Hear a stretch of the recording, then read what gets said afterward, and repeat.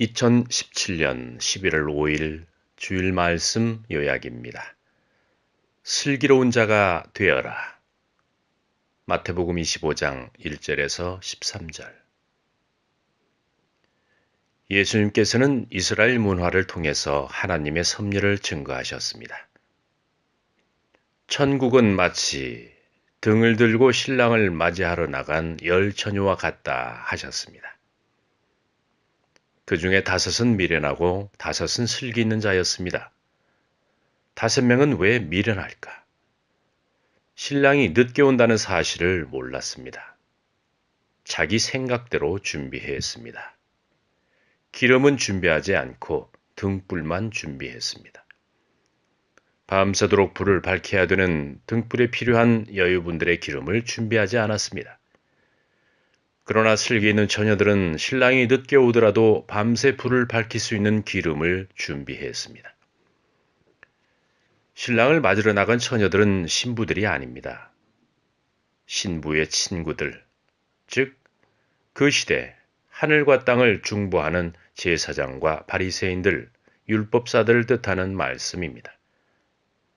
신랑이 온다는 사실을 알았지만 기름을 준비하지 않은 처녀들은 신랑을 맞이하고 싶어도 맞이할 수가 없었습니다. 등불을 든 10명의 처녀들은 서로 하나 되어서 신랑을 맞이했어야 합니다. 그러나 5명이 미련했기 때문에 이들은 신랑을 맞이할 수 없었습니다.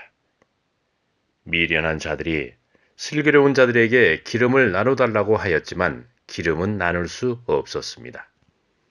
기름을 나누다가는 슬기로운 처녀들 또한 미련한 처녀가 되기 때문입니다. 예수님은 하나님의 섭리를 왜 열 처녀에 비유하셨을까? 미련한 자들은 예수님을 맞이하지 못하고 있고 슬기로운 자들만이 맞이하고 있다는 말씀을 하고 계시는 것입니다. 10명의 처녀들은 동일한 마음을 가지고 하나님의 역사를 기다렸습니다.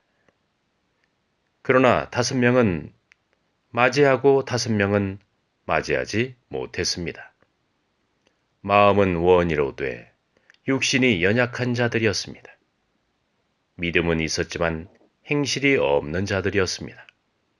율법을 아는 자들이었지만 새 역사를 맞이할 수 없는 자들이었습니다. 준비하고 예비하지 못한 자들이었습니다. 자기 생각대로 하나님의 역사가 일어날 거라 믿었습니다.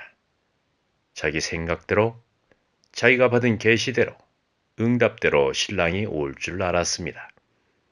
신랑이 늦게 올 줄 몰랐습니다. 깨어있지 않으면 알 수 없습니다. 그 날과 그 시는 알 수가 없습니다.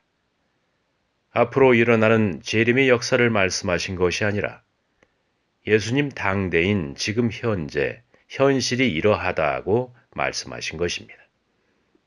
다들 모르고 있다.